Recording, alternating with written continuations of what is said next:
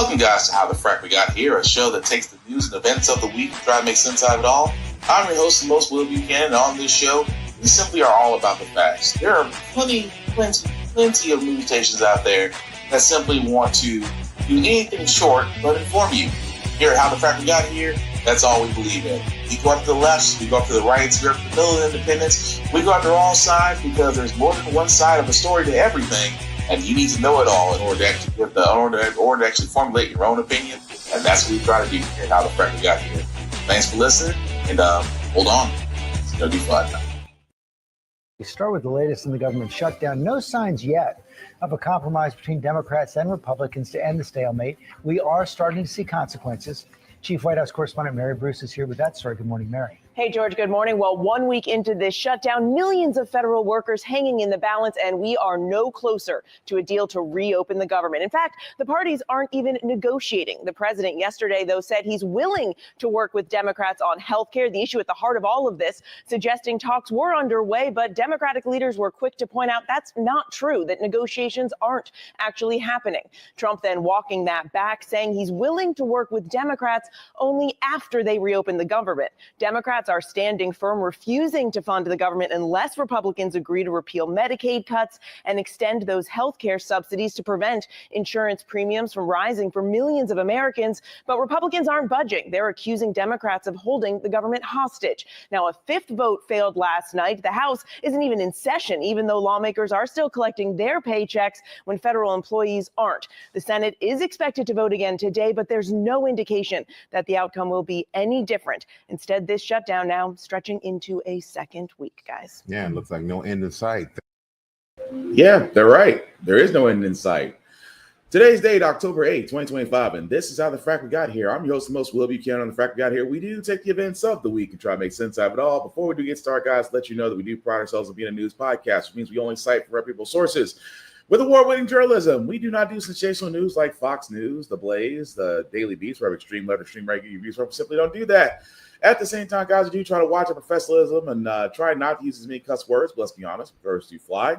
At the same time, guys, we do show a lot of material that might be too intense for younger viewers, so viewer discretion is advised. Aside from that, welcome. Yep. Not to quote, it's been 1 week by Bare Naked Ladies, but yeah, it's been 1 week and the government's still shut down.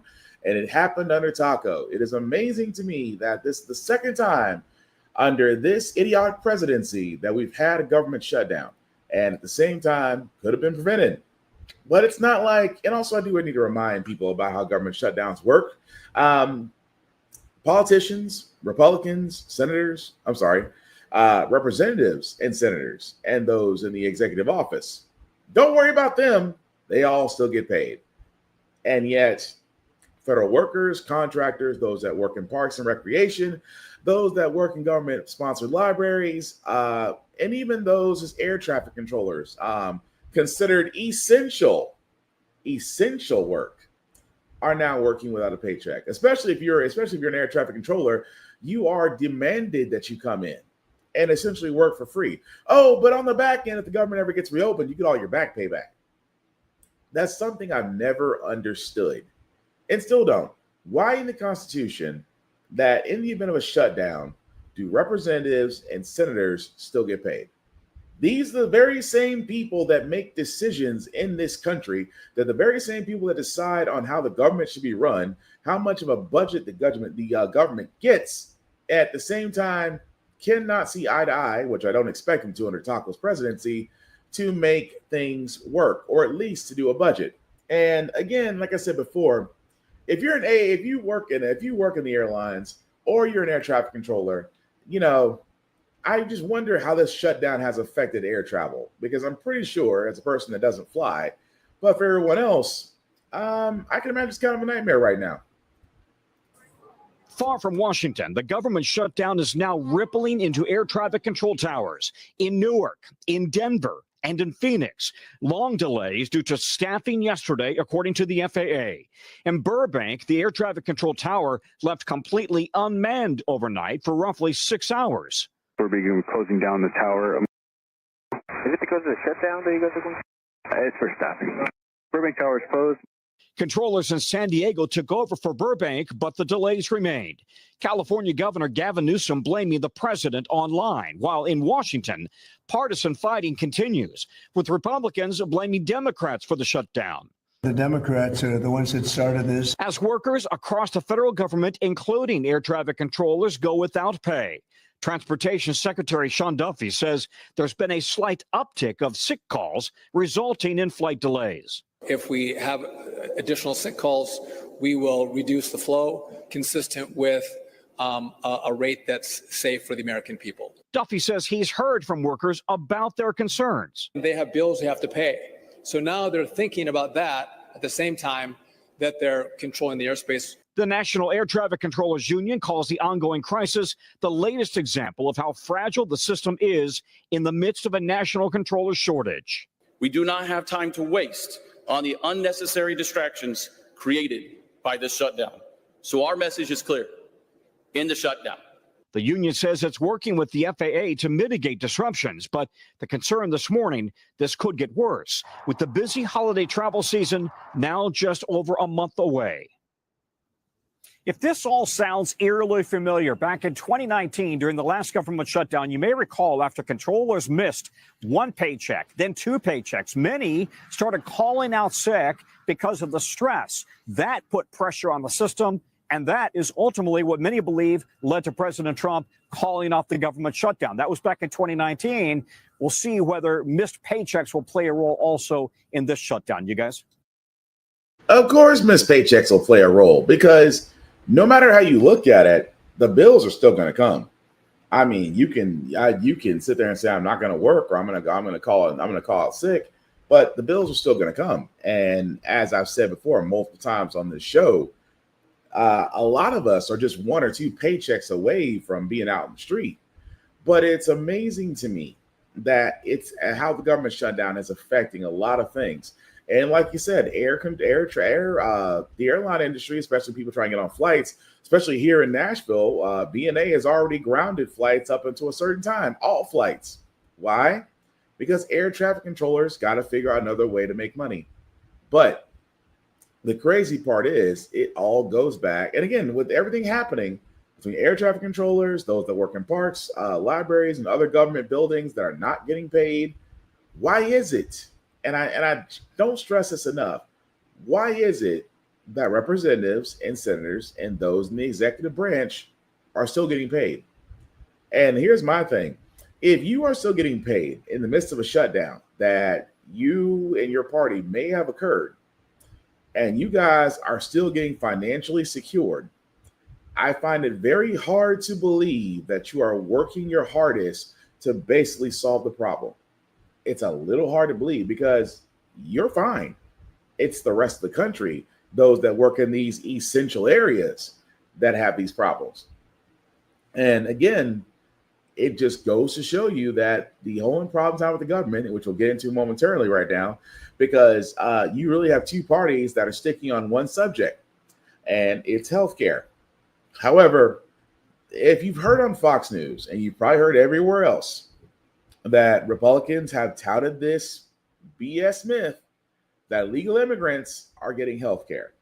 So hopefully this next video will finally debunk all this and say the real reason. And it's simply put, Republicans don't care. All this talk of this big sticking point here, specifically on healthcare. Give me 4 minutes. We're going to go through. It's a reality check. You've heard a lot of claims here. So let's break it down. Okay, big picture. Let's start with something that affects 24 million Americans, and that's Obamacare, the Affordable Care Act. Same thing. 24 million people use Obamacare for their health care. Most of them, the vast majority, get these special tax credits, right? These tax credits that they're eligible for that help lower their premiums. Those credits are going to go away at the end of this year. They're supposed to expire at the end of this year. And that's the chart you're looking at. The end of this year, let's say somebody pays on average $888, it'll go up to $1,900 next year. So part of the shutdown is this. Democrats say, we got to figure this out. We got to negotiate. We can't let that happen. Republicans say, okay, but let's open the government and then negotiate on extending it or not, or tweaking it or whatever. We'll figure that out in October or November. Democrats say, no, the moment has to be now. They don't really buy that Republicans will negotiate. They see this as their best chance for leverage here. They say, we don't have time to wait because people are planning now. The marketplace is open in a month. They're worried people are going to get notices about insurance spiking and drop coverage, et cetera. Okay, so that's one piece of this, right? This discussion over healthcare relates to these ACA, you'll hear them called subsidies or tax credits or whatever. That's one piece. Here's the other piece of this, and you've heard this a lot. You've heard this over and over again from Republicans. They say Democrats want to give free health care to undocumented immigrants. You heard the vice president say it right at the top of the show. A new ad out from Republicans today says basically that. Watch. Democrats are grinding America to a halt in order to give illegal immigrants free health care. Democrats say that is not at all true. That is a bold-faced lie, and it really shows how desperate they are. Okay, so what is the reality here? Start with this. Undocumented immigrants who come across the border, who've been flagged for deportation, they cannot get Medicaid. They cannot get Obamacare. They can't get on the Affordable Care Act. That is not legal. Democrats are not trying to change that. Democrats are trying to restore access to certain federal health care money for a group of people from whom Republicans stripped it from earlier this year. This is a group of people, about 1.4 million people considered lawfully present. Let me say that again because you're going to hear it. Lawfully present. This is kind of like this fuzzy area here, and it's critical to this whole thing, to this whole discussion. So with that, let's bring in Sahil Kapoor. Sahil, let's talk about this semi-gray area, right? Lawfully present people. They're not technically considered, legal immigrants. They're also not truly undocumented, right? Yeah, absolutely, Hallie. The key thing to know is these are people the U.S. government says are allowed to be here in the country, at least for now. They're not undocumented. They are, in fact, very documented. The government has their papers. They know who they are. These are people who, in most cases, are trying to go through the legal process of becoming lawful permanent residents and eventually citizens. Take a look at this graphic in terms of who we're talking about here. A total of 1.4 million people who are considered lawfully present, people like refugees and asylees, people on temporary protected status or TPS, DACA recipients. These are, again, people the government has said are allowed to stay in the country, perhaps have work permits for now. They're not subject to deportation orders. The Republican argument sort of conjures this image of people who are storming over the border and immediately signing up for Medicaid or Obamacare. That is not how any of this works. That is not what Democrats are trying to allow. That is not what current law does allow. All the way going back to 1996, a law signed by Bill Clinton prohibits any federally funded health care benefits from going to people in this country illegally. Democrats are not trying to change that. What they are trying to do is reverse a piece of President Trump's so-called big, beautiful bill that would take away health care eligibility for those 1.4 million people who are, again, lawfully present in the country. Okay, but then explain this, because the White House is tweeting out a section of the bill, because they've said, the Republicans have said this. Look, it's in the text. It's in the text of the bill of what Democrats are proposing. And there's this section that says, it says alien Medicaid eligibility. What's that about? Yeah, that is a section that outlines that exact restriction, Hallie. Alien, by the way, is just the legal term for non-citizen. What they're doing, what they're talking about there is not people in the country illegally. They're talking about the new categories of lawfully present immigrants that they would exclude from health care coverage. So at the end of the day, it's the same argument. It's part of that so-called big, beautiful bill, the health care section. Democrats are trying to repeal the entire healthcare section because that's the part that includes $1 trillion in Medicaid cuts, which Democrats are insisting on getting rid of as core to their. So long story short, that they're trying to basically say, well, because of lawfully present, which just means that they are just there as far as being in the country, that entitles them to health care. Even the press secretary, whose cross, I'm surprised, has not burned into her skin yet, Catherine Levy tried to sit there and say, oh, well, last 2024 there was $9 billion that was put toward hospital use for illegal immigrants, and now it's just like, so wait, so your big thing is that, oh, well, illegal immigrants went to the hospital to get care, and I'm just like, well, doctors have this thing called the Hippocratic Oath, don't do no harm. And what are we expecting hospitals to do? Hospitals, especially ERs, don't turn away people. They treat them, they care for them, because preservation of life is, kind of paramount in an emergency room. So even if legal immigrants do go to emergency rooms, what do we expect? What is Taco and them expecting us to do? Turn away folks? Oh, you're not an American citizen. You don't get care. You can go bleed out in the living room. You can go bleed out in the waiting room. No hospital in their right mind is going to do that. They are going to give them adequate care, just as they would give anybody care, regardless of insurance coverage or not. So that whole thing about, well, that's $9 billion that could have went where? It went exactly where it's supposed to go. At the same time, no illegal and no non-U.S. citizen is getting free health care. They're not getting Medicare. They're not getting Medicaid. There's never been a history of it. There's never been a record of it. I'll tell you what these illegal immigrants have done.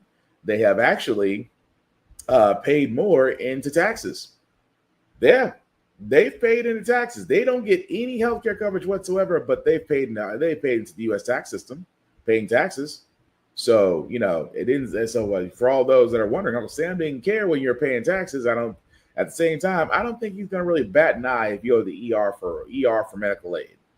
But that's what the Republicans sit on. But the Democrats, we've been saying, I've been saying it. Other people on other podcasts have been saying it. They need to dig their heels in and say, nah, this is it. And only because what's going on, and they're trying to repeal Obamacare and the Affordable Care Act, in which doing so would raise people's premiums up overnight. So there's a reason why the Democrats are, finally sitting there saying we got to dig in, because if we allow this to happen, then people are going to be it's going to be pre-ACA all over again, where insurance was hard to get. If you have pre-existing conditions, you probably paid more. You didn't have any coverage at all, and you just had to use the ER as the only place you can actually get medical aid. And we don't want to go back to that, because a lot of people's lives may have been saved because of Obamacare. So that's the big thing with what's going on right now. Democrats want to make sure that Americans stay covered. Republicans are like, oh, we can talk about that, but we need to reopen the government first. Nah, we need to go and talk about it now. So I like the fact that the Democrats have sat there and said, nope, we're going to talk about this now, or it's going to be your fault. And let's also keep in mind, Taco also sat there and said, when he wasn't president, that if a government shutdown happens, the blame was with the president. It's amazing how Taco is a first for a lot of things.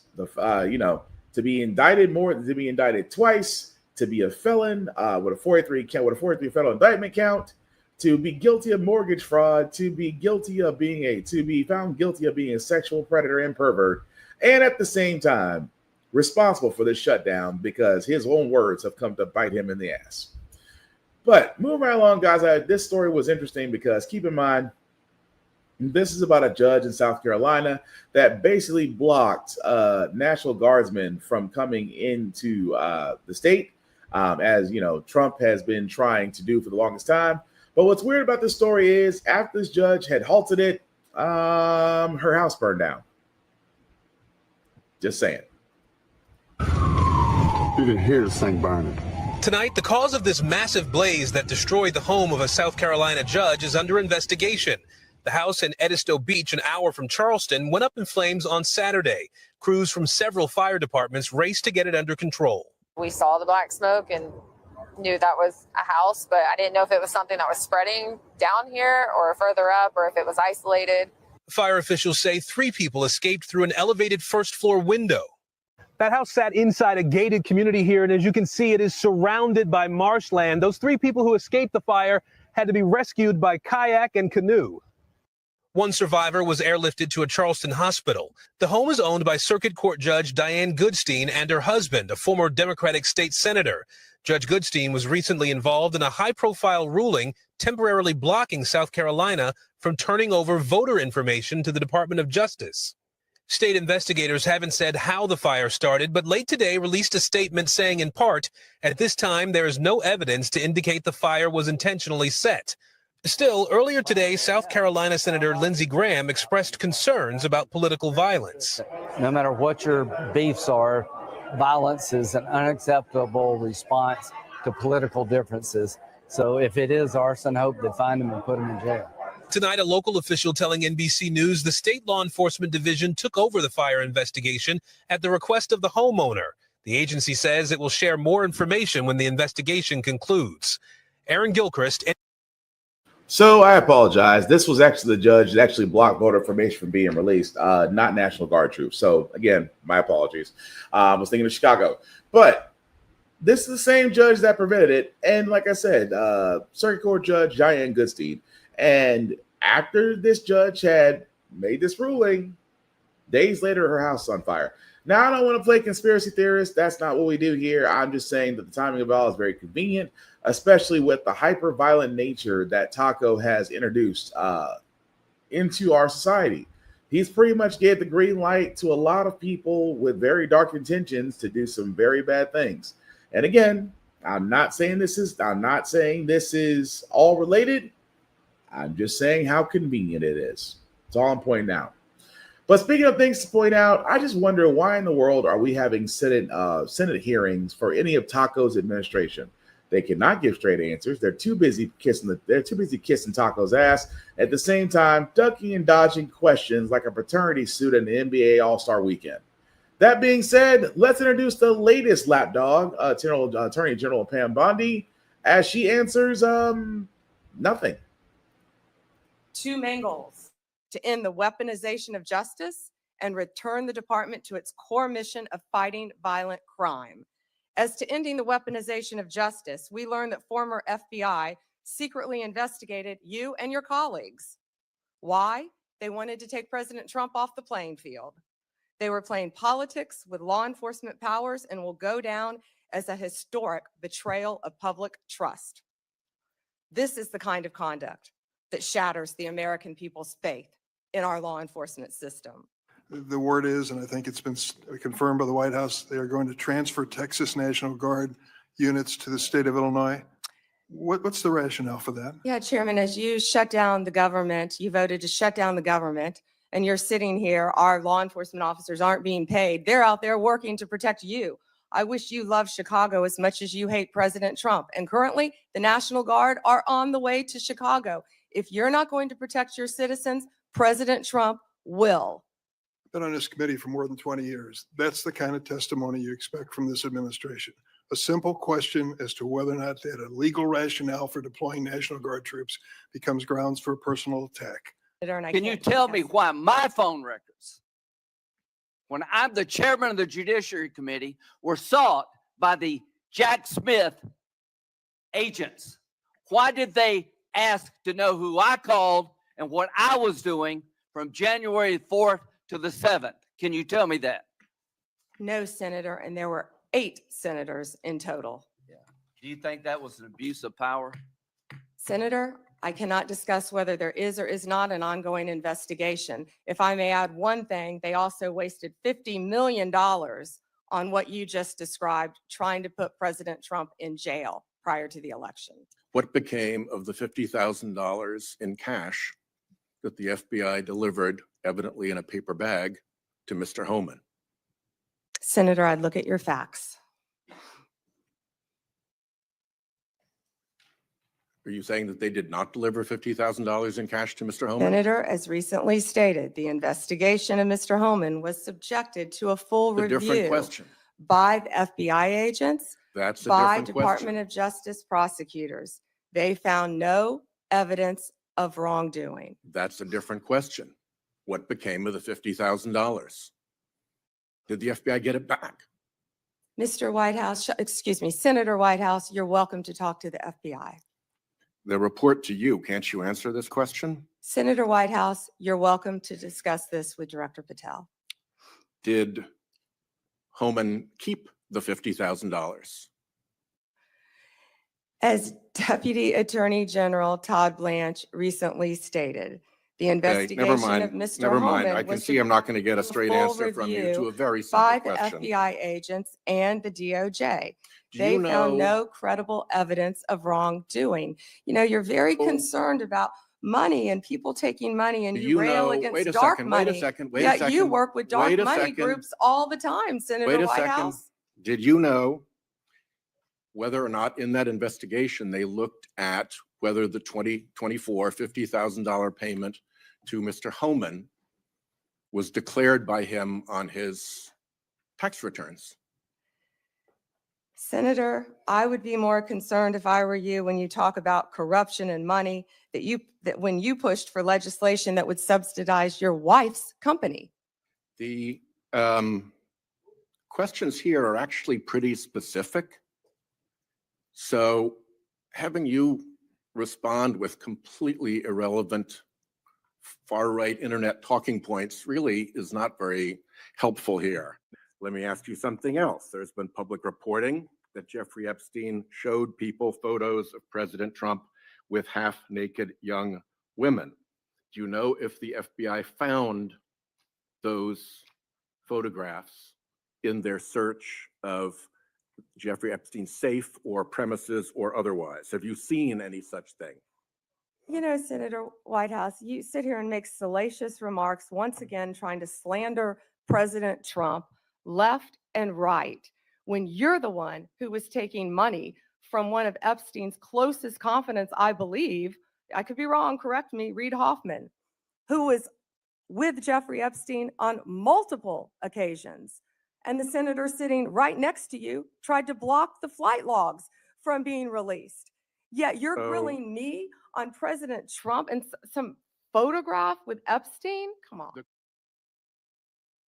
I took office with two main goals.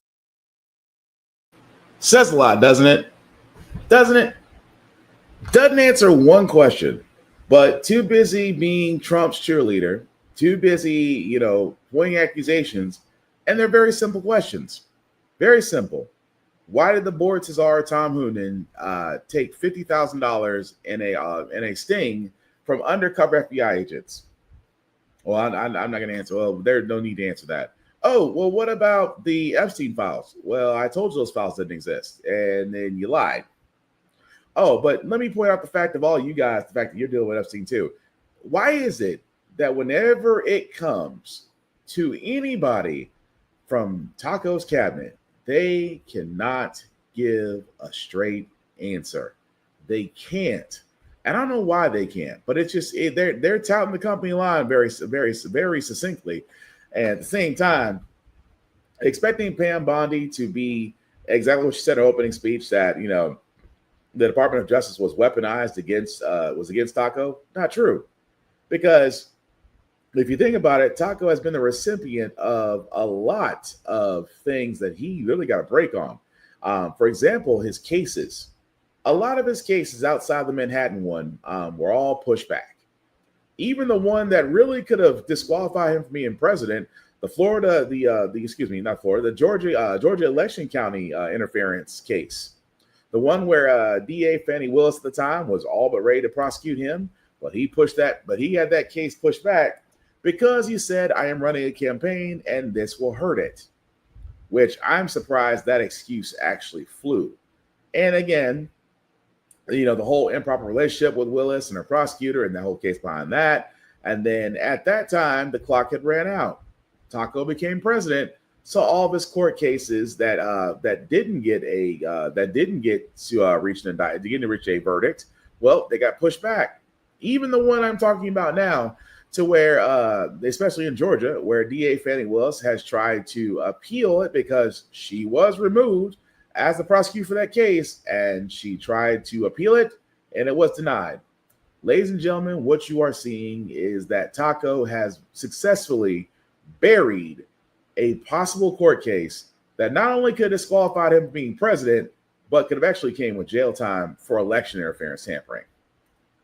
Court of Appeals disqualifying Fulton County District Attorney Fani Willis from her prosecution of President-elect Trump and his co-defendants in the election interference case tied to events after the 2020 election. However, the indictment against Trump still stands. Executive editorial producer John Santucci joins me now for more. So, you can't make this up. You can't make this stuff up. You walked in and said, I've got another bit of breaking news for you. Yeah. What's the latest on it? This is my Christmas gift to you. Yeah, clearly. thanks. So no problem. But listen, this is really remarkable. So let's bring everybody's minds back to months ago, right? Fulton County, Georgia. Remember that cannot miss TV of Fani Willis, the DA there, and her chief deputy, Nathan Wade, who she had a romantic relationship among some period of time, testifying about that relationship because Donald Trump and his defense team, along with the other 18 defendants in that case, all said, wait a second.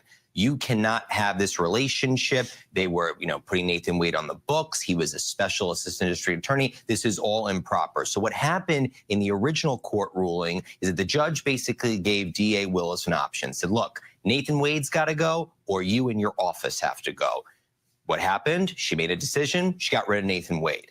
Trump's team turned around and said, not good enough. Right. We want you all to go. The Court of Appeals took up that case. The Court of Appeals has now ruled. And what the court has said, Phil, in their ruling is that there was no other option but to disqualify the district attorney to restore public confidence. Now, process-wise, what does that mean? Right. That means that the DA and the DA's office, the Fulton County District Attorney's office, is completely removed from this case. Does not mean the case goes away. Georgia has a policy that when this happens, basically goes to a board of other DAs, and they decide on another office in the counties around Fulton that would pick it up. So another district attorney would then take the case. But Fani Willis, who campaigned on this, who said that, she was going to make it her mission to, get Donald Trump for what she said he did in Fulton County, trying to overturn the results of the 2020 election, completely removed. Look, it is a stunning victory. If I remember Donald correctly, Trump. that was a problem too. She campaigned on the issue, 100, and they brought that up to her. 100%, and it only fueled the defense's argument here. So let me just ask you, because there are people who pled guilty, who pleaded guilty already. What happens to them? It really raises a lot of questions on the process now, because basically a new DA will take the case and the new DA would decide what to do. Now, in theory, if you've already made a deal, the deals would hold. But if you're a defendant, you could possibly switch it up. The whole thing could go away. Look at what's happened on the federal level with the Trump cases brought by special counsel Jack Smith, the documents and the 2020 efforts to overturn the election. Both of those have gone up in smoke. So if you're Trump and the other defendants saying, okay, now everybody's thrown off the case. The DA that was running the show just got thrown out of the movie theater. So maybe let's see what happens. At the very least, raise your hand and say, hey, let's look at this again, right? Totally. I mean, that's what's happening. It is an unbelievable change of events. And again, when you think about what's going on with Donald Trump right now, right? The way that he even said recently, everyone's trying to be my friend. Right. People are coming down to Mar-a-Lago to see him. These cases were the thing that everybody thought would take Donald Trump out. They're just going away. Well, every time everybody says this is what's going to take Donald Trump out, it doesn't. Stronger and stronger. It is remarkable. Yeah. Well, all right, John.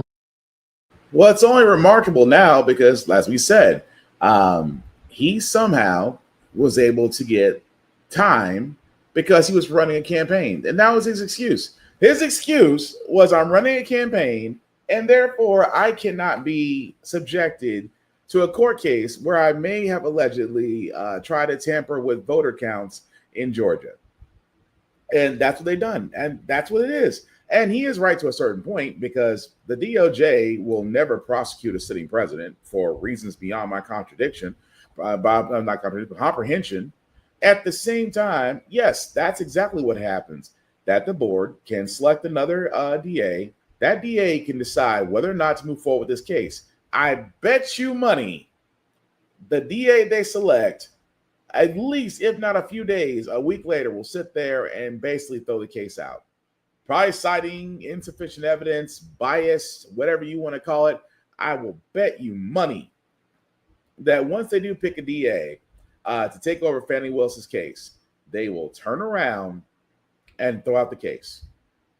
And they will cite some BS reference, but I promise you, they will throw out that case, and that's another case that really should have landed Taco in jail.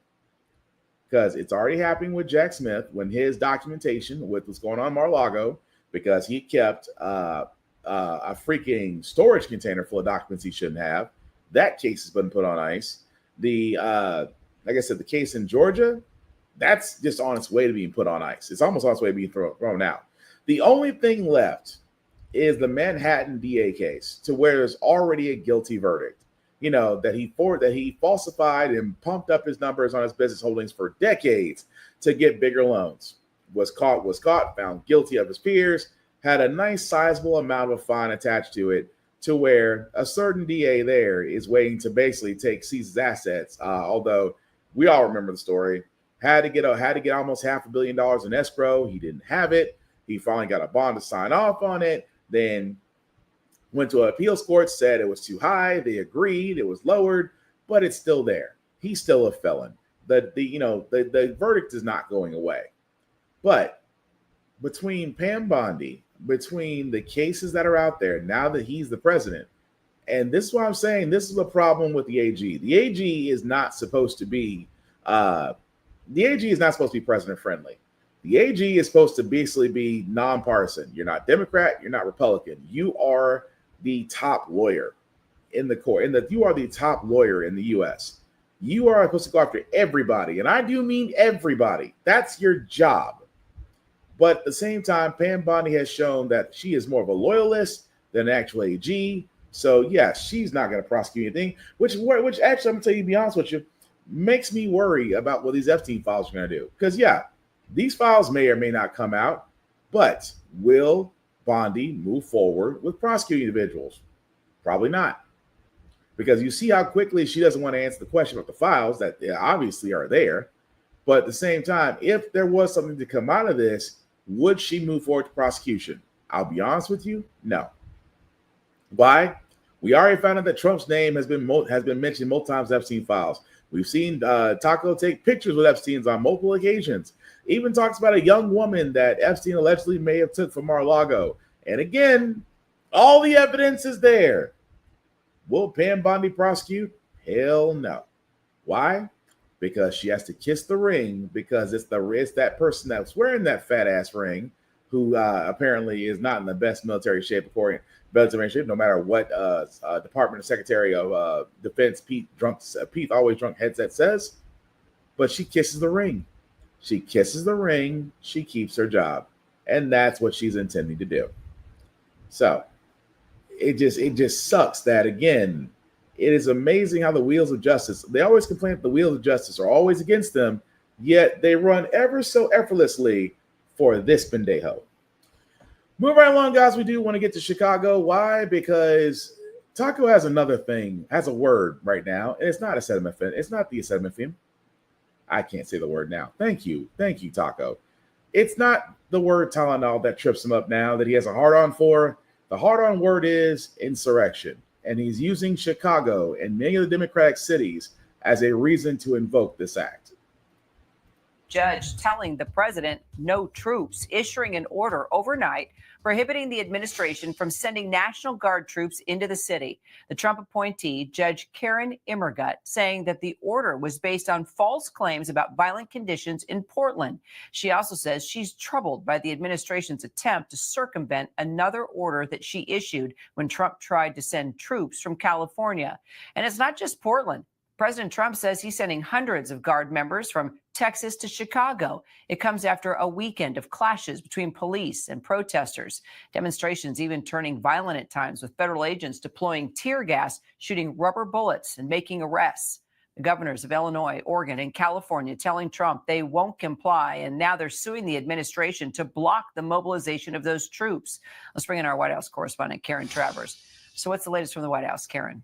Kara, the White House is standing firm and insisting that the president can do this, and they're going to push back on these lawsuits from governors and play this out through the legal process. We heard Caroline Leavitt, the press secretary, in the last hour say that the president is, quote, using his authority as commander in chief, and that he has the right to call up the National Guard and bring them in situations where she said he deems it is appropriate. So they're not backing down on this, and they are going to appeal that ruling in the Portland case, where that federal judge said that the administration could not send in troops from any state into Portland. That was the second ruling from that judge. The first one was that the Oregon National Guard could not go in. Then, after the administration said they were going to send in California National Guard troops, then the judge said, no, you can't do this from other states. Over the weekend, that first ruling, Kira, from the federal judge said that the administration was ignoring the facts on the ground, and that the administration's take that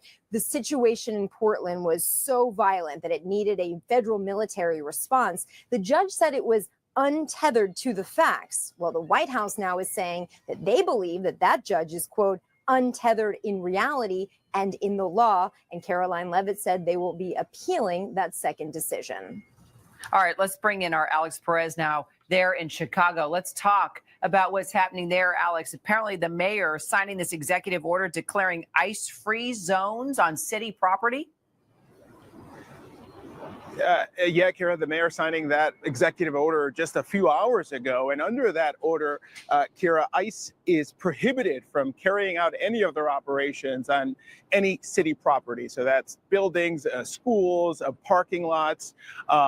Obviously, they need staging areas in a lot of instances when they are carrying out some of these operations, and the goal is to prohibit them from doing that. But ICE, in this case, even with that executive order, those federal agents, they remain undeterred here in Chicago. Kira, and I want to give you a look behind me here. The demonstrations and protests have been happening here for weeks in Chicago, and there have been moments where they've become a little more intense. And one of those moments was this weekend where federal agents say a group of people, several vehicles, blocked and rammed into federal vehicles.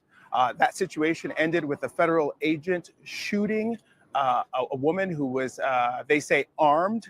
That woman was treated for her injuries and has since now is facing criminal charges, Kara. But that just gives you an idea of how intense the situation can get in some moments. We're here outside the federal building. You can see behind me here, they've put up this fencing here surrounding this perimeter around the building, all in hopes of protecting the building from some of those demonstrations and protesters. Kira. Yeah, so much going on, Alex.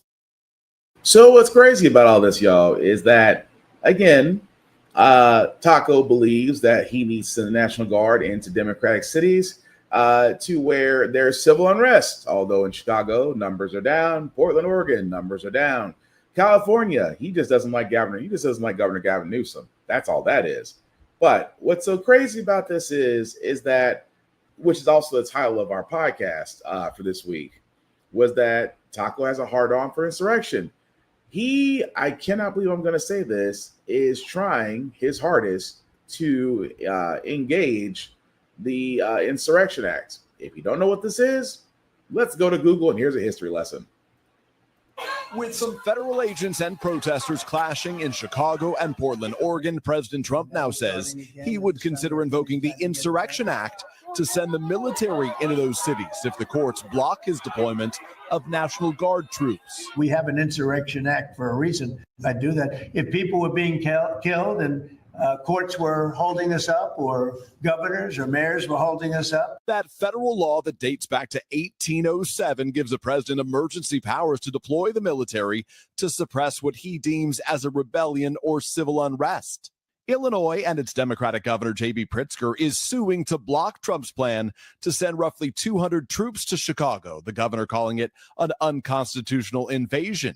But a federal judge has, at least for now, declined to stop that deployment. What Donald Trump, I believe, is trying to do, incite it so they can bring more troops in, invoke the Insurrection Act, and militarize Chicago and other major cities. The president has also attacked Portland as a burning hellhole that he claims has been overtaken by left-wing domestic terrorists. Portland is on fire. Portland's been on fire for years. Targeting the Democratic-led city a day after a federal judge, a Trump nominee, blocked him from sending National Guard troops there. I think that's all insurrection. I really think that's really criminal insurrection. Local authorities are forcefully pushing back, saying the chaos is confined to a single downtown city block. In America, that we don't put the military on our streets unless it's extreme circumstances like an invasion or rebellion. And those things, they just don't exist right now in Oregon. Just last week, President Trump urged America's top generals to use some of those cities as training grounds for the U.S. military. And as a candidate, flirted with invoking the Insurrection Act to suppress unrest. Some Republican leaders are already embracing the president's efforts. Overnight, Texas's Governor Greg Abbott posted this picture of National Guardsmen from his state heading off to other states like Oregon and Illinois to support the president's crackdown. If President Trump moves forward with the Insurrection Act, those National Guard would be granted the same law enforcement powers as local police. Craig. And there is so much, except the fact that in the Insurrection Law, or I should say the Insurrection Act, right, as they said, was developed in 1807. When the last time it was used? During the 1992 Los Angeles riots. The last time. It's only been used in 1992 during the LA riots.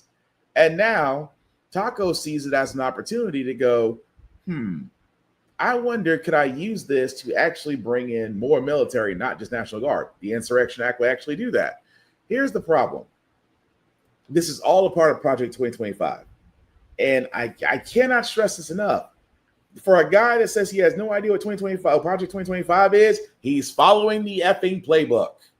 He went after your education. He went after your communications. He went after your networks. Now he's trying to he's trying to use the army to enforce martial law and basically extend his reach into these cities and states that are democratic.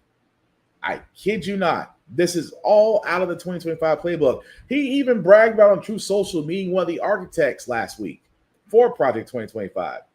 And it amazes me so that as he's trying to do this, thankfully, some Democrats and governors have sat there and dug their feet in and said, no, hell no. Because again, what is the point of you needing to do such things? And that's the part I'm getting to. It's like, what more do you need to do that you're trying to do? And honestly, he wants total control. I'm going to call it what it is. He wants total control. But I will say this, that what's going on with ICE, two things. One is pretty effing funny, and I don't care. It's funny to me.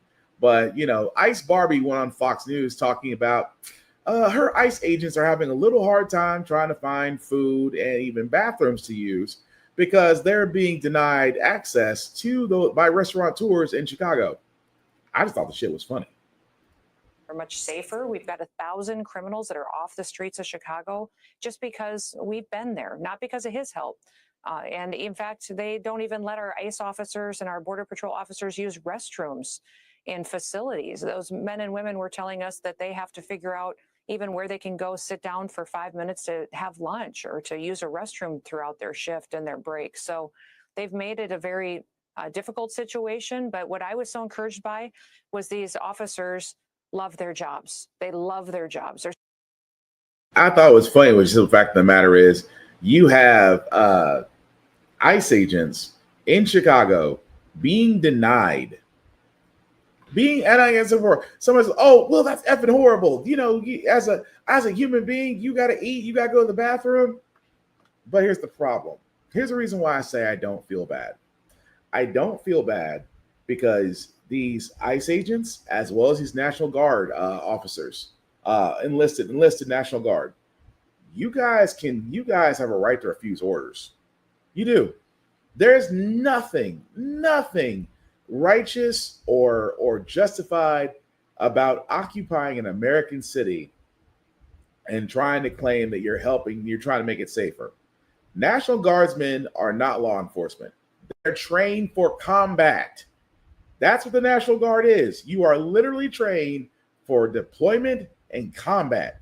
You are not trained for law enforcement, de-escalation, but you are there for crowd control. And if things get sticky, you are going to do what you are trained to do. So the show of force, again, when it comes to ICE agents, again, that's National Guard. Now, ICE agents, again, you are law enforcement. But what I don't get is that if you are in ICE and you disagree with what Taco and ICE Barbie are doing, how is it that you can sit there and put a mask on and literally go after so-called illegal immigrants? But every illegal immigrant you picked up was from a job, was from a location where they were working, but it was never the I'm just here so the government takes care of me kind of stuff. But how can you work it? I mean, even a person would sit there and go, no, I can't be a part of this. There's no way I can serve in this. You would think. But that's why I say I don't feel bad, because at this point, who all serving the ICE and the masked ICE Gestapo, who now have a hard time finding food or a bathroom in Chicago because restaurateurs are using their right to say, I have the right to refuse service to anyone.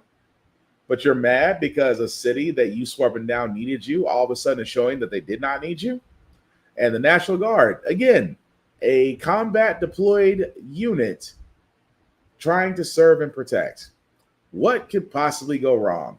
Well, I'm going to tell you what's going to go wrong. You might get ignored by the very same police in the very same state you've been sent to help. And one is for the hit and run. This guy fled from the scene at 37th Place in Kedzie. It all started at I-55 in Kedzie. Then they fled southbound at Kedzie, where that offending vehicle crashed. They ran the federal agent off the road. Have him hold tight until I give you further direction, please. If you guys can start heading there as quick as you can, and then just hold tight for instructions with 999. For the chief of patrol, clear everybody up. We're not responding over there. Radio check. And again, per the chief of patrol, we have all the units that per 999. Chief of patrol said all units clear out from there. We're not sending anybody over to that location. A disturbing dispatch call in Chicago where you can hear the dispatcher say that an ICE agent has asked for assistance after a suspect ran a federal agent off the road. Seconds later, the dispatcher tells all units to clear out and not respond. She says, we're not going over there. Joining me now is the former head of the Chicago Police Department and retired FBI Special Agent in Charge, Jody Weiss. Jody, good morning to you. I really want to talk to you about this because you were dumbfounded when you first heard this dispatch call, especially when you hear her say, per the chief of patrol, everybody out. We're not responding over there. Yeah, I was shocked, Jan. I mean, think about it. Law enforcement agents call for help, and the Chicago Police Department didn't respond to that immediately. Now, to be fair, they did respond 1 hour and 10 minutes later. An hour and 10 minutes later to a call for help. That's just absolutely shocking for me. And the other classic thing I learned earlier this morning was that when they did respond, they were told not to wear their gas masks, not to wear their helmets because they'd be too intimidating. So what happened? They're hit with chemical agents because ICE had to deploy chemical agents for their own safety. So just a complete mess. Well, and to be fair, there's nothing fair about that. An hour and 10 minutes later is way too late, especially if you're surrounded, right, by protesters and demonstrators. How do you see this playing out? Well, actually, a couple things. Number one, I think the chief of patrol has to go. I mean, even if he said I didn't know all the facts, that's no excuse. But I also see this playing right into President Trump's hand. You have ICE agents who are unable to enforce federal law. That lines almost verbatim with Title 10, which gives the president the authority to federalize National Guard if federal agents cannot enforce the law. So just a complete mess. Not only that, you have the Department of Homeland Security right now slamming Chicago Mayor Brandon Johnson, who signed an executive order, Jody, to create ICE-free zones. What is going on in Chicago? ICE-free zones? Yeah, I mean, this guy's he's just a buffoon. I mean, I guess he's never heard of the Federal Supremacy Clause, but, you know, it's a joke. And Chicago, sadly, has turned into just a joke of a city. It's just a hot mess right now. And I certainly would love to have Mayor Daley back in there who knew how to run a city. Jody, I want to turn now to the FBI. And so I'm going to stop it right there because, again, I just wanted to cover the first part to where, and again, I know it's conservative because the guy was really like, oh, I can't believe this mayor. He's an idiot. I wish we had the former mayor back. Yeah, we know where you stand. As stupid as he did sound, he did have one point that Taco will use this as an excuse. This goes back to the Insurrection Act, that yes, you had an ICE agent that was not getting assistance from the Chicago police. But keep in mind, if you, and I don't really defend law enforcement that much, I really do not, because again, another story that I have where I'll play momentarily, because everybody knows my opinion on law enforcement. That being said, if you see the National Guard coming in and basically saying, we are going to basically look for legal immigrants in your city and you have to comply, I can kind of see a little bit how law enforcement could be spurned by that, where Chicago is saying, we don't need you. You're going to make the situation worse. And I can also see some petty Chicago officers going, oh, you're in trouble? Okay, we'll call your buddies. Don't call us, call your buddies. Now, would that have been wrong to leave a person there, a nice officer who was in trouble there? I mean, yeah, they did eventually get help an hour later. But damn, if the chief of police says, everybody clear out, we're not going over there. Oof. You must have done something, ICE, to really tick them off to where the chief of police turns around and says, nah, clear on out. We're not surfacing that area. And again, I'm not saying it's not right. I admit at the same time, you kind of create a situation of chaos that you're now being affected by and you want to be bailed out. I'm just saying it's not right, but I understand. But moving right along, guys, like I said, another police story that we do have, because again, this story is all too freaking common with law enforcement, that every person of color does have a police story. We all do. And some at least more than others. That being said, imagine that you're going to go pick your daughter up from the airport, and the next thing you know, you got guns drawn on you because your car matched the description of a person that may or may have not committed a homicide. Even more so, that you may have matched the description. I will let you play I will show in the video what that description or actually the actual person looked like. 7:30 on a Tuesday night in April. That's when Wesley Lisi says he was here at Sky Harbor to pick up his daughter. And what happened next, the pair still can't believe. Get on the ground, both of you. On the ground. Lay on the ground. What's happening? Mesa and Phoenix police handcuffing Lisi and his daughter.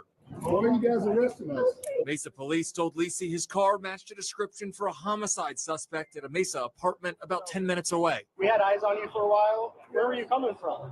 I'm coming from Scottsdale. New notices of claim filed this week by civil rights attorney Benjamin Taylor. Doesn't make any sense why so much force was used here. Here's a picture of the body camera. He's face down.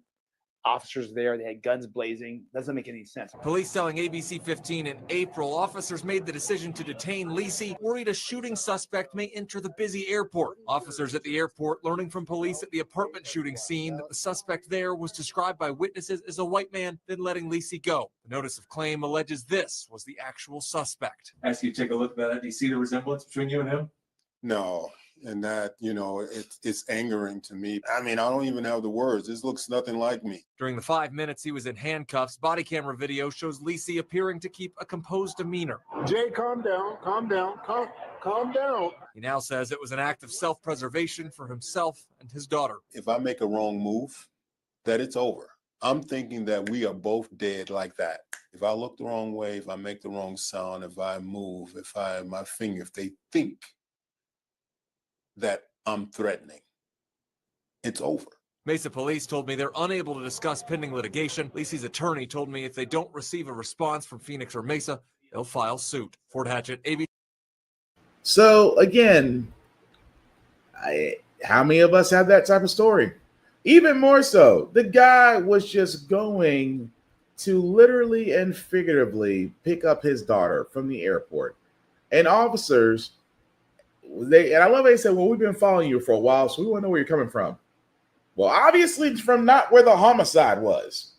And on top of that, already guns drawn. He's got his daughter with him. He's got guns at him. And I got to give this black man credit. He's a former NFL player, so he knows all about, pressure at a high level and how to manage it. But nobody is ever ready. And I do mean nobody. No one is ever ready for guns drawn in your face by happy trigger finger officers who would love nothing more than for you to give them a reason. And so what does this man do? Very textbook of calm. He instructed his daughter, calm down. Everything's going to be fine. Everything is slow, methodical. And he has to say it, and he says it. It's self-preservation. I have to be calm.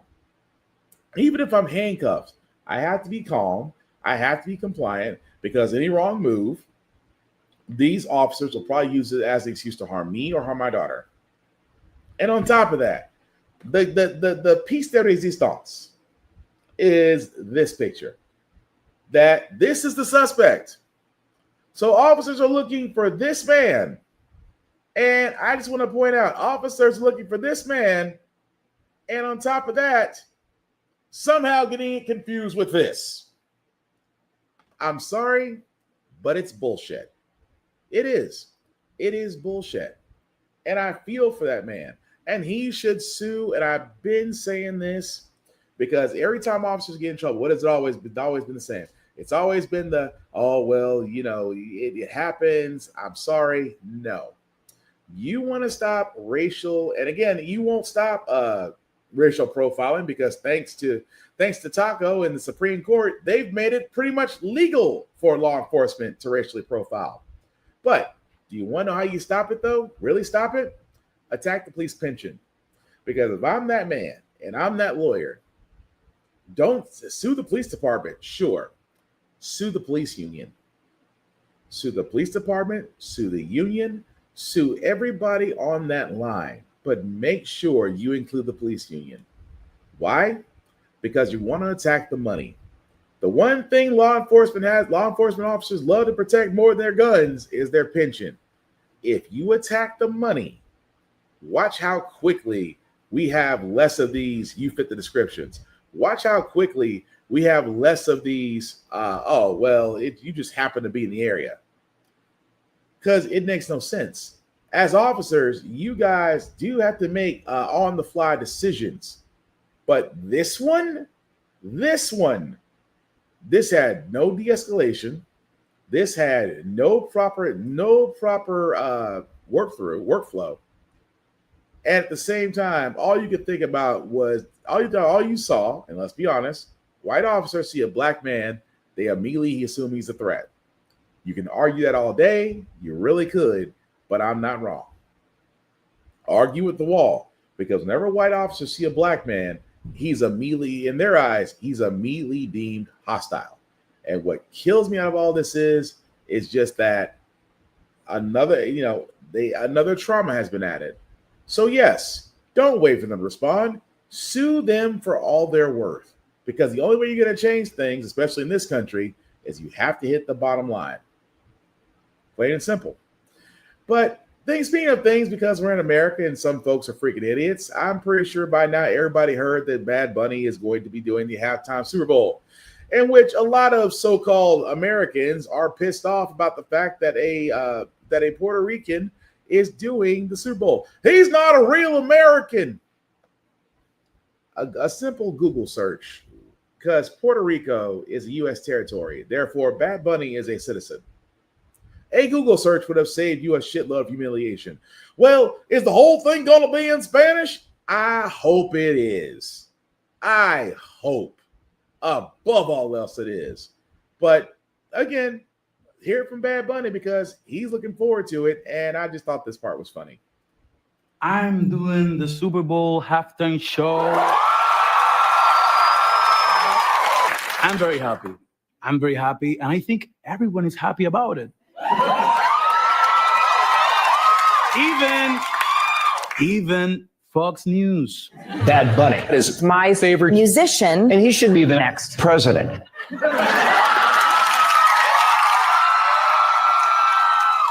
Todos los latinos y las latinas en el mundo entero y aquí en los Estados Unidos, todas las personas que han trabajado para abrir puertas, más que un logro mío, es un logro de todos, demostrando que nuestra huella y nuestra aportación en este país nadie nunca la podrá sacar ni borrar. If you didn't understand what I just said,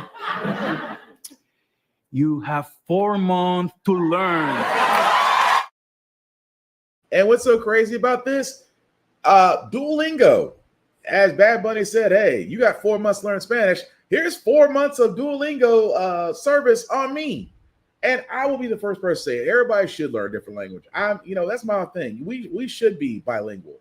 We should learn Spanish and Portuguese, and Swahili and other. I can keep going down the list. They're all beautiful languages out there. And I think as Americans, we should learn them at the same way they learn English.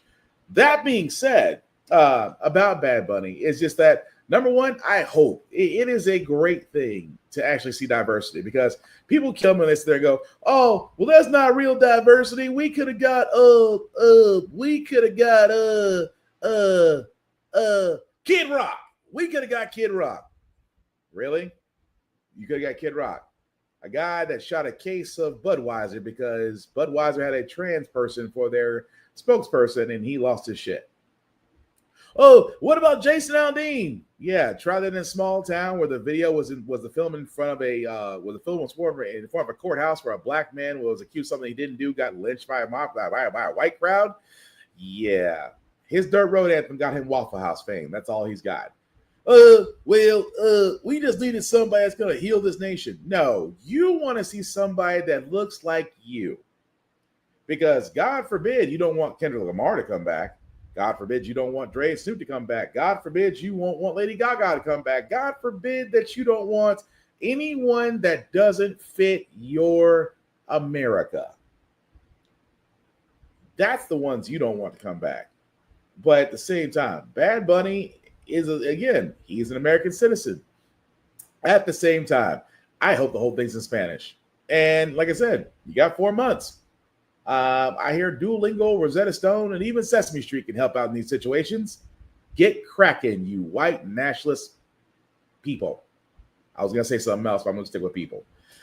But again, I'm not knocking it, but I hope your SAP button is destroyed and the English translator is doing their arms like this the entire time. So either learn Spanish or, go ahead and put it on mute like you watch the anchors on Fox News, especially the women. You twisted pervert, Fox News perverts know who you are. That being said, folks, next story we got, guys, a couple more stories to get to our feel-good segment. This one's a little creepy because you guys don't remember the shooter of the Michigan church family, because there have been many other GoFundMes that have been put out. This one is the GoFundMe for the family of the shooter. I wish I could make this up. The organizer of this fundraiser told me around 5,000 people have donated to the cause. He told me he sincerely hopes that this money can help the Sanford family heal. Yes. Okay, cool. Those familiar with Dave Butler may have seen him on podcasts I'm on to talk about Bible and ancient scripture and Book of Mormon. or read his books. The lifelong member of the Church of Jesus Christ of Latter-day Saints was heartbroken to see what happened to the chapel in Grand Blanc, Michigan. What a terrible thing to be the family members of people who were killed, who were shot. He saw fundraisers for those victims, but noticed there were none set up for the family of the man police say committed the deadly acts. From what we understand about Thomas Sanford, he seems to have hated Mormons. Butler says despite growing evidence of Sanford's beliefs and opinions, Every human being, every child of God is worth taking concern over. he set up an online fundraiser for Sanford's wife and children. It quickly took off. I just hope that the money will be able to help get them through whatever they have coming their way. And Mark Hallaker, who's also a church member, donated to the cause. you're suffering for something that your husband did. Let's help you. In only a couple of days, more than $200,000 was raised. We're not trying to say, oh, look how good I am, but it's just genuinely, there's love here. Butler shared this Bible verse with the fundraiser. To visit the fatherless and widows in their affliction. His faith compelled him to help the Sanfords, but he points out many people who aren't LDS also donated. He says he's grateful to all of them for stepping up for a family they don't know. It's transformed at least some of this awful experience from trauma and wonder and anger to forgiveness and peacemaking. Butler told me he plans to keep the fundraiser open for at least a few more days. He says he is in touch with the Sanford family and he hopes to speak with Sanford's wife soon. When I tell you the crock of crap, because it's the shooter's family, the family that, okay, I know more than likely the family had nothing to do with the shooter that attacked the church, right? Here's the problem I have with this, that you're basically saying, you're basically forgiving the shooter. Oh, well, his family is gonna suffer. Well, that was the consequence of his decision. His family, I mean, the only thing that kills me is that every time that something is done, oh, we quote religion. Religion is like it's almost like the Clorox of just human actions. Oh, we'll spray some religion on it, it'll be fine. But what's more messed up about it, this was done on Give, Sing, Go. To which I am not going to post a link for this crap because I am not going to give that thing any more attention than what it already has. But it's on Give, Sing, Go. And in my opinion, Give, Sing, Go is basically a GoFundMe for hypocrites, racist, bigots. It is. Because on that Give, Sing, Go, that story we just covered is already over $295,000. 7,000 people gave almost $300,000 to this family who's the shooter, mind you, ended the lives of people at this church. And it's Give Send Go. So it's not like GoFundMe or anything else. Give Send Go is a supposedly Christian organization, to which they're like, well, again, the reason why I bring this up, because we covered this story. We covered Give Send Go on another story about a couple of months ago, where a woman was playing in the park and called a black child the N-word, and she lost her job because it went viral.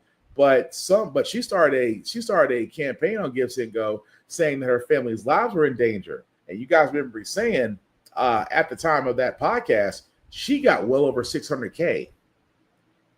$600K is life-changing money, no doubt about that. But it is amazing to me that the same site that allowed a GoFundMe for a racist white heifer to call a black child the N-word, and now because she claims her family was in danger and that she needed to pay for security, got $600K. In the same sense, the family of this shooter that decided to take the lives out of a Latter-day Saints church are could be $300,000 richer, only because they wanted to spray religion on it and say, well, someone's got to think about that family. Well, the shooter didn't, so why should we? That's just being honest. And the last story I got, guys, before we get to our feel-good segment, is the fact of I told you guys what was happening at CBS. I told you that CBS/Skydance was wanting to basically curry favor with Taco. They got rid of the Late Show with Stephen Colbert. They basically fine-tuned the Video Music Awards. And now they have a new editor-in-chief at Fox News Lite, although also known as CBS News. They have a new editor, and it's exactly what Taco asked for. Well, almost. A major shift in the landscape of TV news. Paramount Skydance announcing that they've made Barry Weiss editor-in-chief of CBS News and acquired her online news and commentary organization, The Free Press. Weiss, who attended Columbia University, is a Pittsburgh native who now lives in New York. The Wall Street Journal writing she's known for her outspoken support of Israel and strong takes on polarizing topics, including gun rights, diversity, and inclusion programs, American higher education, and President Trump. She's a registered independent who at one point called herself politically homeless, unrepresented by the two main U.S. parties. Joining me tonight to break this down and what this appointment means is Oliver Darcy. He's a media reporter and author of the Status newsletter, and GOP strategist Matt Gorman. We thank you both for being here. Oliver, this is your bread and butter. I'm going to start with you, right? Barry Weiss has very little experience in broadcast TV. She's now working with CBS News President Tom Sabrowski, who I do want to say I've worked with in the past and who is a great news manager. He has a long pedigree in broadcast news. Who's actually going to be calling the shots here? I think that remains to be seen, but Barry Weiss is taking a very prominent editorial role. She's going to be editor-in-chief, which suggests that all of the editorial will ultimately report to her. And I think if you're a CBS News journalist, you are at the very least anxious today, given what Barry Weiss stands for. I mean, she is someone, as you referred to there, as has taken a lot of polarizing views, to say the least. She's anti-woke, anti-DEI. She said today that the far left loathes America, which is quite the statement for someone who's editor-in-chief of CBS News to make. And so the question remains to be seen, how involved is she going to be? Is she going to be at 60 Minutes going over the editorial on a weekly basis, or is she going to be leading from further away? And we don't know that, and CBS News journalists still don't know that, and I think that's causing, at the very least, some unease tonight. Yeah, you know, Matt, I want to ask you, I mean, you're somebody who you appear on nearly every broadcast network that I know of. You appear on cable as well. You're somebody who's well-versed in this industry as well. You're also somebody who works for the right. What is your take on all this? A couple things. First of all, they needed to shake things up at CBS, right? They've been perennially in third place for much of their trademark newscast, whether it's evening news or the morning show, for a long time. They've also had a lot of churn before Tom, as you mentioned, at the top of their news division, as well as their anchor desks on several other programs. So they needed to do something differently, I think, to bring some advertising revenue in and bring some buzz in, candidly. And look, I don't know Barry, but she's built a successful project after the Free Press after leaving the New York Times opinion page. I think the other thing is to look, there's been a thaw among CBS News and Republicans, right? And look, no good news organization can function if they don't have the trust, let's be honest, of both major political parties who are willing to talk on their air. I think this could help provide a reset for my party and CBS News as well.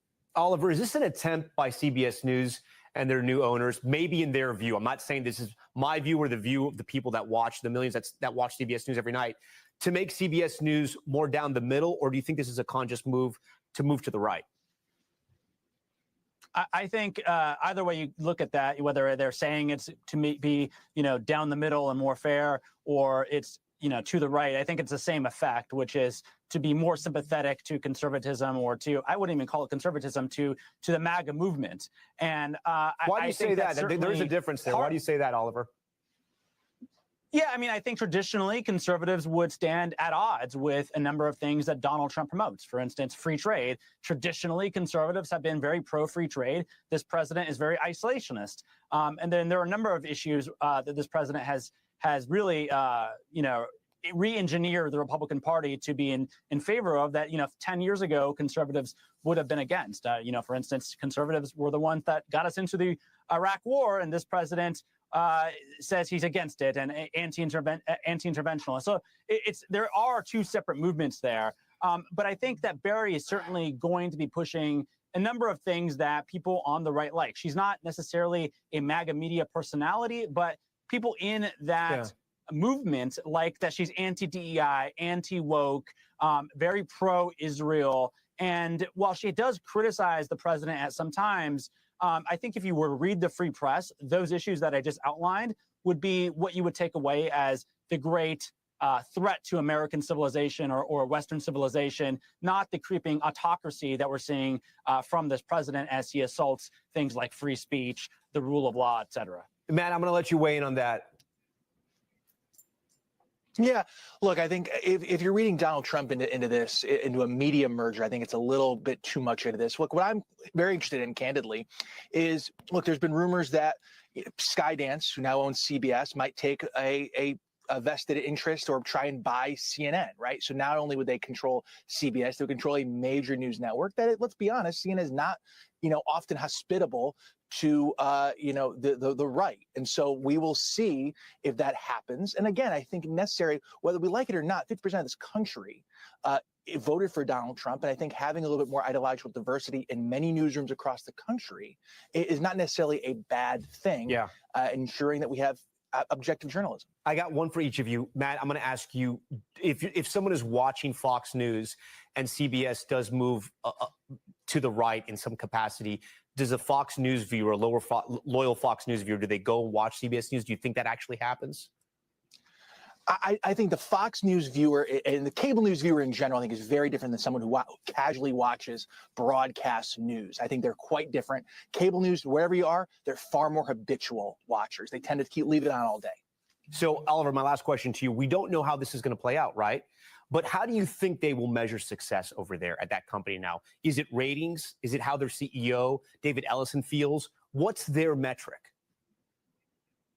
I'm not really actually sure what their metric is. I mean, I guess you could say ratings might be part of it. I think that the idea, though, I mean, David Ellison talked about this today. He said that he wants CBS News to speak to all of America.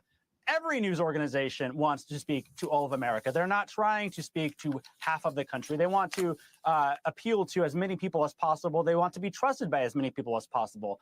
The issue right now is that when you have a president who lies, who shatters norms, and when you cover that from a factual basis, when you just fact check this president and his administration, that alienates his audience. And he's a very thin-skinned man, as we know, and he attacks the news organizations. And so, I think CNN is perfectly hospitable to having fact-based conservatives come on the air. I don't think, actually, I guess they are to some extent hospitable with dishonest MAGA personalities. They have them on the air too these days. But I think the issue really is that when you have someone going on the air and misleading an audience, news networks typically are not hospitable to that, regardless of political party. It happens a lot more from one political party right now. And the question is, how do you appeal to the entire country when you have a political party that is frankly, peddling a lot of lies, a lot of dishonesty to the American people. That is the question for CBS News. And frankly, it's a question for all news networks in this very polarizing age. Yeah, and we're going to leave it there. Well, I'll tell you how you solve that problem. You solve that problem, simply put, by actually doing journalism, by actually introducing facts, by remaining, you're not left, you're not right, you produce the facts. We used to have news stations like that. We did. We used to have news stations that just report the facts. They did not take one particular side. They simply reported the facts as they were and allow people to make up their own minds. The same thing that we do here. Although I have sat there and I have made no love loss about Republicans, MAGAs, tacos, and the entire administration. I know I have definitely made my disdain for them known. But the problem with CBS is you have now installed a person whose job is to basically cause discord. This is the reason why Taco, number one, sued 60 Minutes. He sued 60 Minutes for a clip piece on former Madam VP Harris, and he wasn't even a part of it.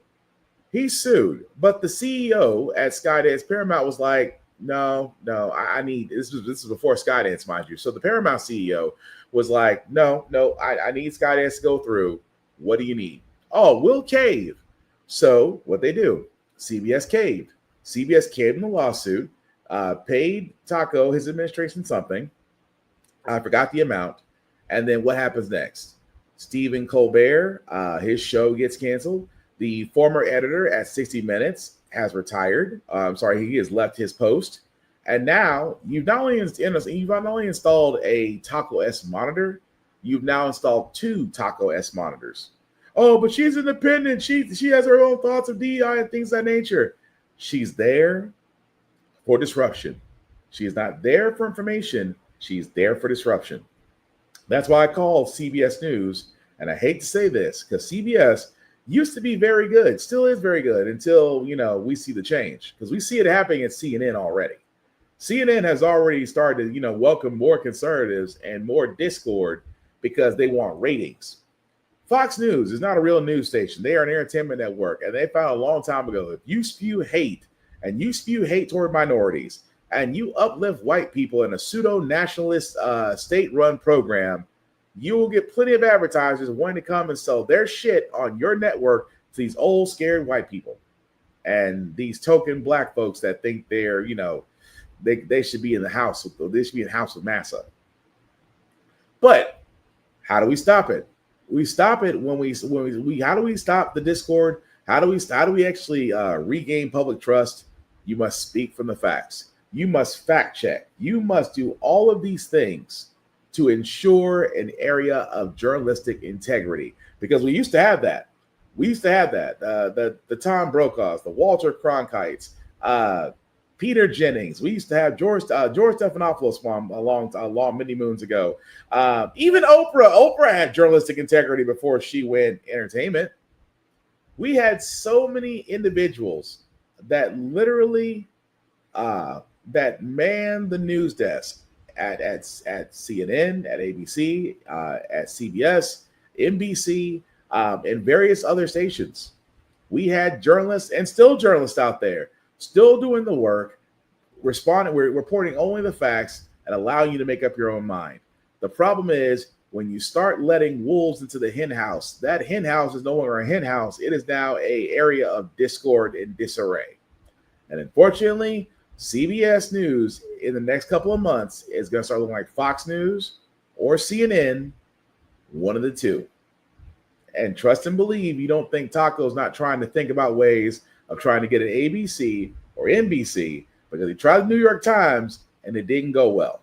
But trust and believe, that's not the end of it. The only way we can increase journalistic integrity is that we honestly need to go back to fact checking, to reporting just the facts, at the same time, let the evidence speak for itself.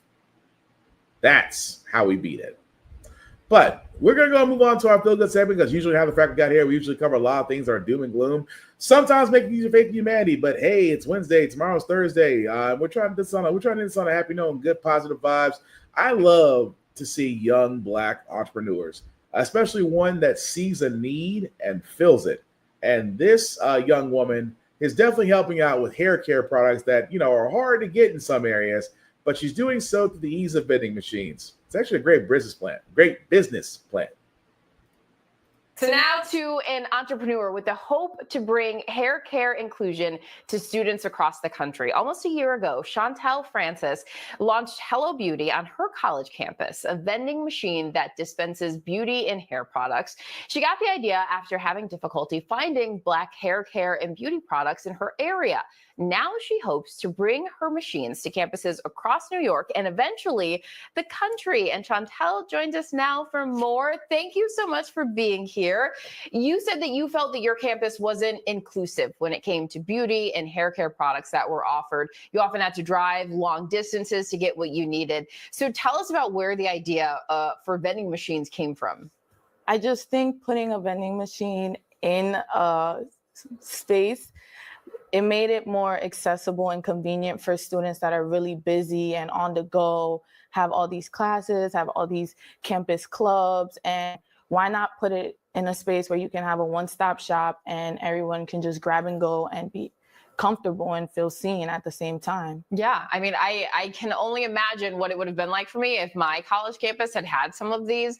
So talk to me about why it's obviously important for every student to have what they need and to feel seen, but especially for Black students to have the culturally relevant beauty products easily accessible. Yes, it's super important to have them on campus, especially if you're going to schools that are PWIs and don't necessarily know what you need. Yeah. So for Hello Beauty, it's bringing the service to campuses that don't necessarily really know what's going on, know how to service to their demographic. Yeah. So you are a young entrepreneur and your journey has not been without challenges. It took you about 2 years to secure your first machine. So tell me about that process and what you've learned about resilience along the way. I think that what got me where I am today is the patience. So it started when I was 2022. I was sophomore. I did a pitch competition on my campus. Oh, wow. Essentially letting people know, like, here's an idea for you guys. There is a small community that you guys aren't catering to yet. So why not bring something? Our campus's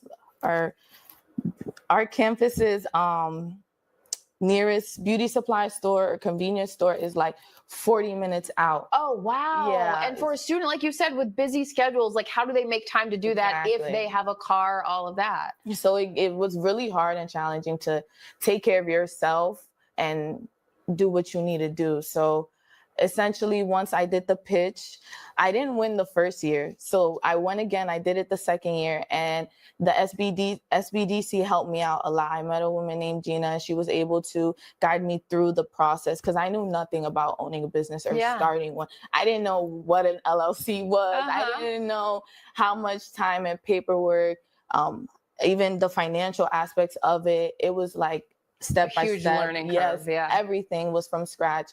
So now I'm here and then I'm grateful. And now Hello Beauty is in 3 campuses, hoping to expand more. And yeah. Oh, that is fantastic. And you say that you also learned that going 24/7, that just isn't sustainable, despite many early entrepreneurs having that mentality. Talk to me about that learning curve.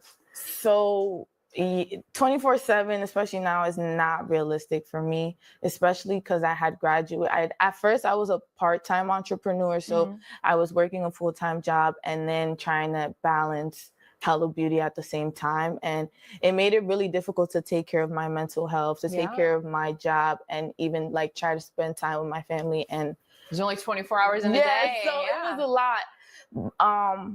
What I learned was have one goal and stick to it and just focus on that goal, and then the rest will come. So I knew that I wanted Hello Beauty to be, I know Hello Beauty is important to me. So yeah, I just kept going. Good for you. That resilience and all that you've learned so far, it's still just the beginning. And I hope that you're so proud of yourself because it's a really cool story. Yeah. Thank you for being. And I thought that was pretty cool because imagine, like you said, you're a college student trying to get ethnic beauty products. And let's be honest, in some of these areas, they don't have them, or they're farther away. And this young lady, this young business entrepreneur has just started her own business, a beauty supply vending machine on college campuses. I just thought that was pretty freaking cool. And I love to see someone take an idea and actually make that idea into a reality and basically be their own boss. You'd love to see it. But that's going to do it for this podcast, guys. Thank you all for watching, for liking, for when this is up and running and live. Thank you all for commenting. I, from the bottom of my heart, cannot say it enough. Thank you, thank you, thank you. I would ask that you like, share, and subscribe to get wrong show. How the Frack we got here on all socials. I'll get to that momentarily, but some shameless plugging before we do get out of here, guys. Shout out to APR TV. Why? Because How the Frack we got here can be seen on APR TV along with other shows. You can catch them on the Roku channel store or on the Amazon Fire TV app, but definitely check them out at APR TV. Also, BlurStation.com. I can't say enough, guys, about this streaming site for content made by us for us to enjoy. $10.99 a month to stream Blur Station. Go to BlurStation.com, hit the join now button, and log in and lock in. Again, it is the content for us, the place that you can actually feel at home and at ease. At the same time, you can still get on the ground floor to actually get a piece of the action. They explain more in the Affinity membership, but definitely check it out. Also, runforoffice.org. You see me guys talk about this all the time. You want to know how the crazy ones did it? This is how they did it. How they signed in, give their address. It actually takes you the process of how you can basically get your name on the ballot, whether you want to serve nationally or locally. This site can help you do that. But definitely check out runforoffice.org. And as I said before, guys, on YouTube, How the Frack we got here. You can definitely find us there. You can like, share, subscribe to the notification button so you'll be notified anytime a new show is uploaded. I would certainly appreciate that from the bottom of my heart. Also, my other show, the Get Bit Podcast, also the GB Podcast. If you can also find that on YouTube as well. Simply type in the GB Podcast with the first thing that pops up. Like, share, and subscribe as we talk all video games, comics, mangas, and everything else in the world of blurs and nerds that happens during that week. But definitely check us out there. Also, guys, my shows can be found on Spotify, on Apple Podcasts, wherever you get your podcast from. The audio version of that can be found there. Definitely like and share on Spotify, on Apple and Google Podcasts. I would certainly appreciate it. That being said, also my own personal one, Black_Spartan615. You can definitely follow me there as well on Instagram. Just don't make it weird. I don't want to have to start blocking people. Outside of that, guys, don't doom scroll. I know a lot of stuff in this world is going on that's crazy right now, but please stay off your phones, off the doom and gloom. Go outside, go enjoy nature. The leaves are turning, which means fall is finally coming. Goodbye, summer. May you go where you should have gone, back to that sun and that hellscape. I'm not a summer person. I'm just going to be honest. I'm a more fall person. But go outside, enjoy nature. Go hang out with your friends. Call and text, see how they're doing. Simply put, get out of your own headspace and get into something that makes you laugh, that makes you smile. Protect your peace. Protect your inner strength. That's what matters. At the same time, guys, please get active. I can't stress this enough. Get active in your communities. Get active with the people that are trying to basically be in these offices because, as I said before at the beginning of this podcast, yes, there is a shutdown and Republicans and senators taken care of, but not the essential workers. And there's just something very, very wrong with that. That being said, the last thing I see about How the Frack we got here, it's all about staying informed. We are not trying to reinvent the wheel. We are simply giving you all the information to allow you to make up your own mind, but we do provide a lot of perspective that goes along with it. We do better as society once we're informed. We're progressive. We move forward. We try to right the wrongs of our past, making decisions now that we should have done back then, like electing our first Black woman Supreme Court, electing our first Black woman to be the federal governor of the Reserve, electing our first Black woman to hopefully be the first to be called Madam President. All great things. We don't learn from history. We are doing to repeat them. That's what we keep asking ourselves. Why does everything go about our paycheck? Why are we electing different politicians but still the same old game in Congress? And most importantly, how the Frack we got here. Thank you all for watching, guys. Please take care of yourselves and each other, and I promise we'll all get through this. Love, protect, respect each other, and live long and prosper. Yes, I'm a Trekkie. Peace.